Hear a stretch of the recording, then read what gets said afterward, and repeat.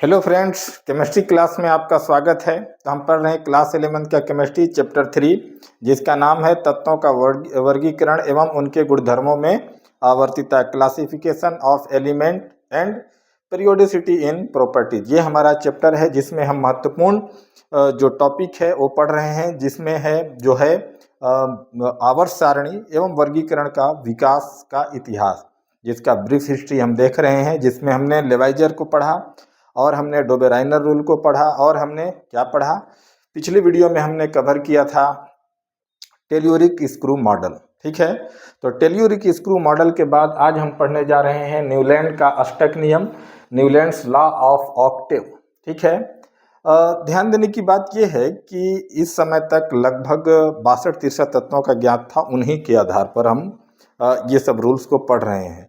तो इसमें एक अंग्रेज रसायन शास्त्री थे जिनका पूरा नाम है जॉन अलेक्जेंडर रेना न्यूलैंड, जो लंदन के रहते थे। वहीं उनकी शिक्षा दीक्षा हुई और वहीं उन्होंने इस नियम का प्रतिपादन किया। ठीक है, इन्होंने क्या कहा, पहले इस चीज़ को ध्यान लीजिए कि इनका भी जो क्लासिफिकेशन था, ये भी जो था तत्वों के परमाणु भार पर ही आधारित था। जो इस टॉपिक में जो इम्पोर्टेंट बात है वो यही है कि न्यूलैंड का जो क्लासिफिकेशन रूल है, जो आवर्त सारणी के विकास संबंधी उन्होंने जिस सिद्धांत को प्रतिपादित किया है, वो किसके आधार पर है?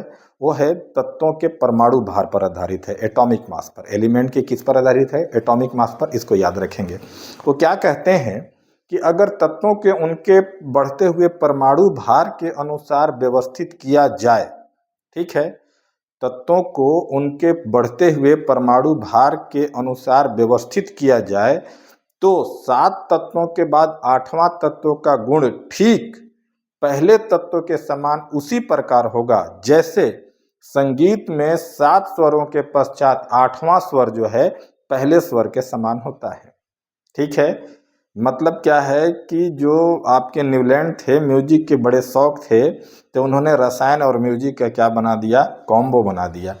इस सिद्धांत का मजाक भी उड़ाया गया, लेकिन सबसे अच्छी बात यह है कि जब मेंडलीव की जो आवर्त सारणी बनी, तो ये आप देखेंगे कई टीचर्स आपको बताएंगे, कहीं पत्रिकाओं में मिलेगा कि मेंडलीव की जो रूल्स हैं वो न्यूलैंड के रूल्स जो हैं वो मेंडलीव को आवर्त सारणी बनाने में बहुत ही सहयोग किया, बहुत ही योगदान दिया। ठीक है, तो ये है आपके न्यूलैंड के अष्टक नियम का जो मेन कंटेंट है, लिखा हुआ है। आप चाहें तो इसका स्क्रीनशॉट ले सकते हैं और यहाँ पास उसका विफलता है तो पहले हम उसका एक्सप्लेनेशन करेंगे, उसके बाद हम इसके विफलता पर चर्चा करेंगे कि आखिर न्यूलैंड का ऑक्टेव रूल जो है क्यों फेल हो गया। ठीक है, फेल होने के ऐसे बहुत सारे कारण हैं जो हम इसके ये बिंदुओं के अंदर हम पढ़ेंगे। ठीक है, तो ये है उनका सिद्धांत जो न्यूलैंड ने दिया था कि तत्वों के बढ़ते हुए परमाणु भार पर अगर अनुदिश हम चले, बढ़ते हुए परमाणु भार के अनुदिश चलें, तो 8वां तत्व का जो गुण है, चाहे भौतिक गुण हो या रासायनिक गुण है, ठीक वैसा ही पहले तत्वों के समान हो जाएगा, पहले एलिमेंट के समान हो जाएगा। जैसे संगीत के 7 स्वरों में 8वां स्वर जो है पहले स्वर के बाद हो जाता है। आपने स्क्रीनशॉट ले लिया है? नहीं लिए हैं तो ले लीजिए। चलिए, अब मैं इसको डिलीट करता हूं, उसके बाद हम एलिमेंट में एग्जाम्पल के साथ पढ़ेंगे, तब आपको और अच्छे से समझ में आएगा। इधर वाले पार्ट को मैं डिलीट कर दे रहा हूँ। ठीक है, तो गौर से देखिएगा।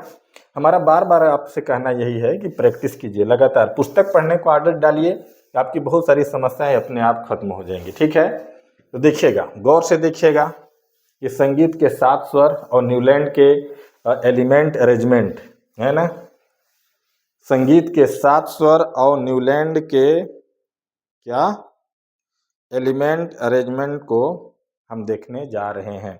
तो संगीत के जो 7 स्वर होते हैं, आप जानते हैं क्या होते हैं? सा, रे, ग, मा, प, ध, नी। उसके बाद क्या बोलते हैं? सा, जो किसके जैसा है? पहले के जैसा है। तो हम संख्या भी लिख दे रहे हैं ताकि आपको समझने में दिक्कत ना हो। ये पहला स्वर, दूसरा स्वर, तीसरा स्वर, चौथा स्वर, 5वां स्वर, 6वां, और ये क्या हो गया? 7वां। 8वां स्वर पुनः पहले जैसा हो जाता है। अगर हम इसको एक अच्छा सारणी में बना लें तो कुछ ऐसा आएगा। ये हमारा सारणी बन के तैयार हो रहा है।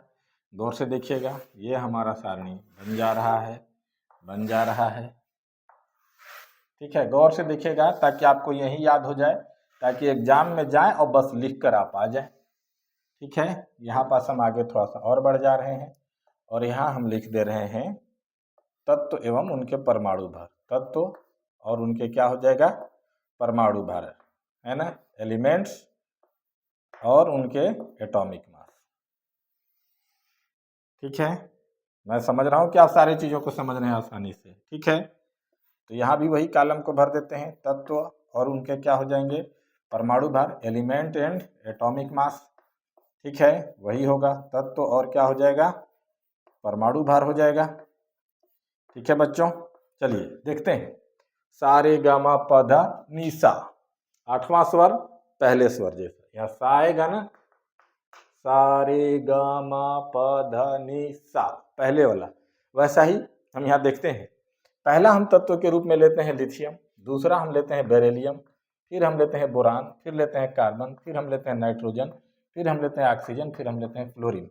आप देखेंगे कि इनका एटॉमिक मास कितना है, गौर से देखिएगा।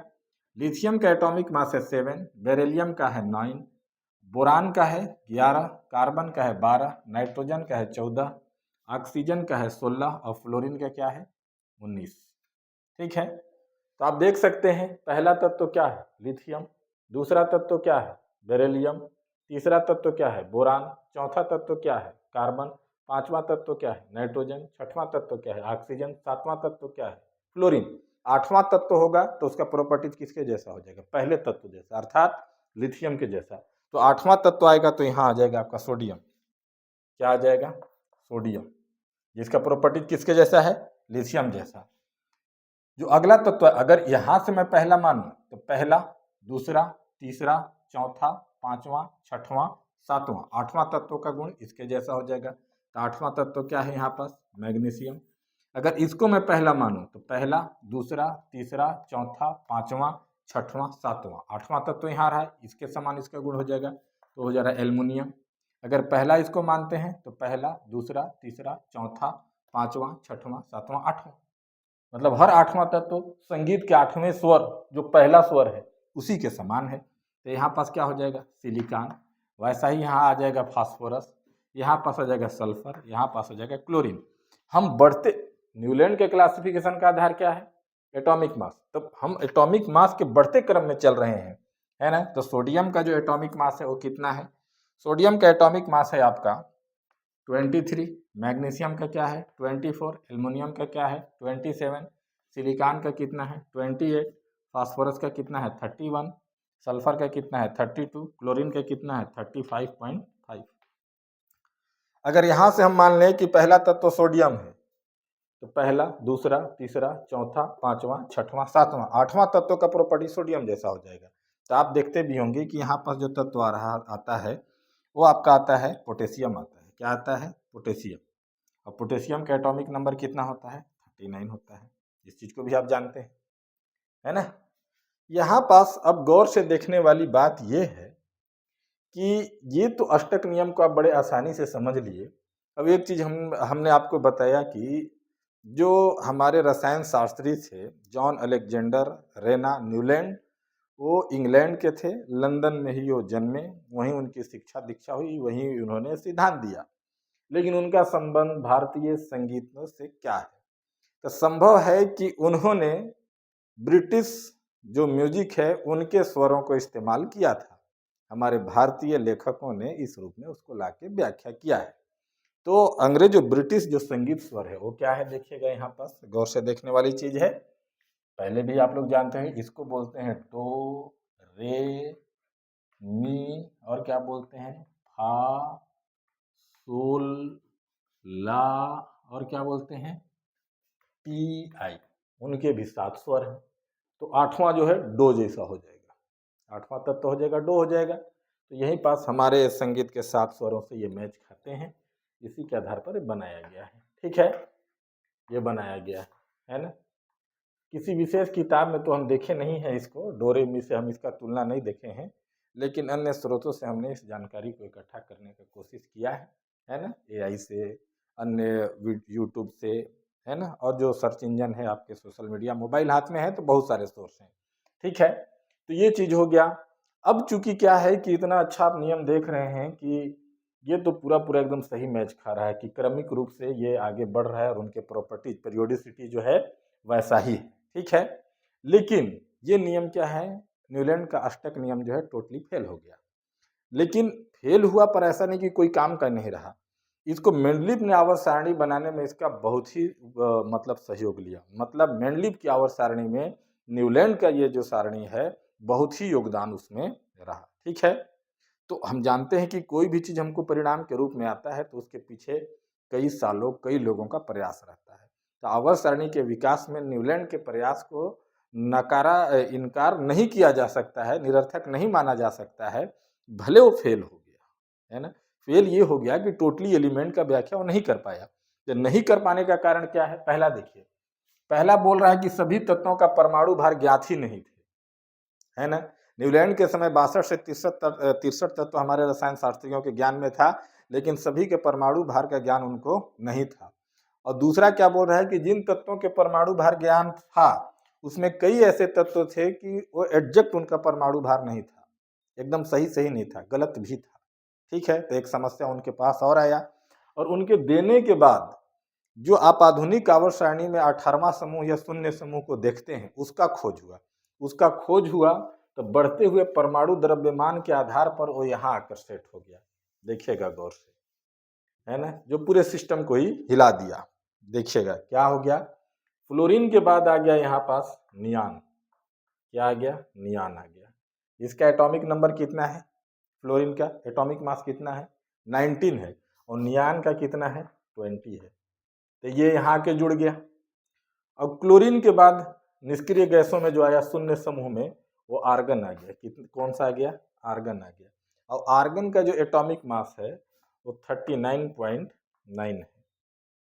तो ये एलिमेंट जब निष्क्रिय गैसों का समूह खोज हुआ तो पहले जो 8वें तत्व का गुण पहले तत्व के समान था, जैसे लिथियम पहला तत्व है, वो 8वां तत्व सोडियम है। लेकिन इन निष्क्रिय गैसों को खोजे जाने के बाद अब जो 8वां सोडियम बन रहा था वो 9वां हो गया, क्योंकि ये 7 स्वर यहाँ, ये 8वां, और वो कहाँ पहुंच जा रहा है, सोडियम 9वां पहुंच जा रहा है। तो इस प्रकार से जो न्यूलैंड के स्वरों के आधार पर, है ना, संगीत के स्वरों के आधार पर जो नियम दिए गए थे वो टोटली फेल हो गया। लेकिन जितना उन्होंने बताया था वो निसंदेह मेंडलीव को अपनी आवर्त सारणी डेवलप करने में बहुत ही सहयोग मिला, ठीक है। तो ये है न्यूलैंड का अष्टक नियम, जितना आपको अपने टेक्स्ट बुक से जानकारी चाहिए था, और जो विभिन्न कंपटीशन एग्जाम में न्यूलैंड के लेवल से पूछे जाते हैं उतना मैं समझता हूँ पर्याप्त है। अगर इसमें कहीं और इससे संबंधित कोई और ऐसा कॉम्प्लिकेटेड प्रश्न देखते हैं जो इस क्लास के बाद भी आपसे नहीं बन पा रहा है, नहीं समझ पा रहे हैं, तो हमारे वीडियो के कमेंट सेक्शन में लिखिए, वो आपके प्रॉब्लम को दूर करने का पूरा प्रयास किया जाएगा।